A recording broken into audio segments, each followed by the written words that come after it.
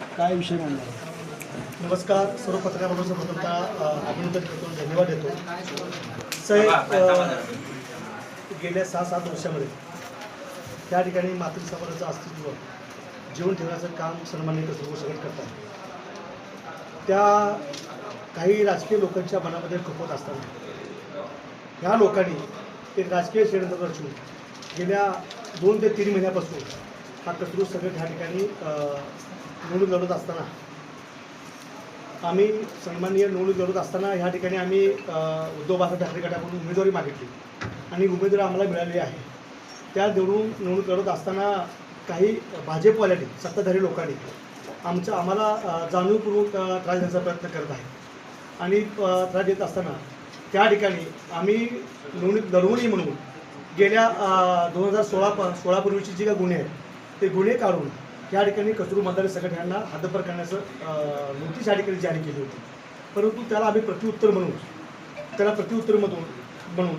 16/1/2026 त्या ठिकाणी आम्ही रितसर या ठिकाणी कलेक्टर साहेबांकडे पत्र देऊन आणि वकिलाच्या मार्फत आम्ही नोटीस रद्द केली होती. परत काल 24/2/2026 परत या ठिकाणी हद्दपार नोटीस आलेली आहे. मला पत्रकारांना विनंती करायची आहे आणि प्रशासनाला विनंती करायची आहे की तुम्ही जनतेचे सेवक आहात. तुम्ही गेल्या महिन्यामध्ये ह्या कचरू मतदारी सगळची तुम्ही हद्दपार नोटीस काढली होती आणि आम्ही अपील केल्यानंतर तुम्हीच रद्द करता आणि परत निवडणूक झाल्यानंतर निवडणुकीचा रोष बनामध्ये धरून हा कचरू सगळं ह्या ठिकाणी त्याचा प्रभाव वाढतो आहे आणि अनेक लोकांच्या मनावरती राज्य करत आहे. म्हणून कुठं मनामध्ये तुमच्या खपतं आहे. म्हणून परत तुम्ही पोलीस प्रशासनाच्या हातामध्ये धरून तुम्ही त्या ठिकाणी कचरू मतदार सगळ्यांना परत हद्दपार करण्याची नोटीस त्या ठिकाणी आम्हाला दिलेली आहे. मला विनंती करायची आहे की कचरू सगळ ह्यांची जी काही छोटी मोठी काय गुन्हे आहेत ही गुन्हे ह्या तालुक्यामधले आहेत. परंतु तुम्ही ह्या ठिकाणी ह्या तालुक्यामध्ये असताना तुम्ही आम्हाला 3 जिल्ह्याचं हद्दपार नोटीस या ठिकाणी काढलेली आहे. मला विनंती करायची आहे की तुळजापूर तालुक्यामध्ये गुन्हे असताना तुम्ही लातूर, सोलापूर आणि धाराशिव ह्या 3 जिल्ह्यामध्ये तुम्ही हद्दपार केलेला आहात.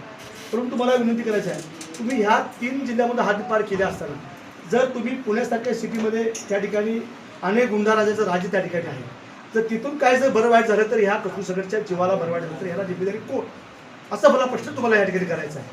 मानवलं त्या ठिकाणी ह्या व्यक्तीला ह्या ठिकाणी कुणाचा वर्धहस्त आहे ह्या पोलीस प्रशासनाला की ह्या ठिकाणी वारंवार फक्त कचरू सगळ्याला टार्गेट केलं जात आहे आणि ह्या ठिकाणी कचरू सगळ्याला ह्या धाराशिव आणि सोलापूर आणि लातूर जिल्ह्यातून तडीपार करण्याची ऑर्डर काढली जाते. आमच्याकडं लिस्ट आहे की आपल्या धाराशिवमध्ये अनेक गुन्हेगार क्षेत्रातील लोक राहतात. जवळजवळ 52 लोकांची यादी आहे आणि 52 लोकांची यादी असताना निवडणुकीच्या पूर्वी डिसेंबर आणि जानेवारीमध्ये 12 लोकांची तडीपार यादी आपल्या तुळजापूर तालुक्यात निघाली होती. परंतु ती 12 लोक निघाली असताना आम्ही त्या ठिकाणी वकील साहेबांच्या माध्यमातून कलेक्टर साहेबांना आणि CP साहेबांना पत्र देऊन आम्ही ती रद्द केली.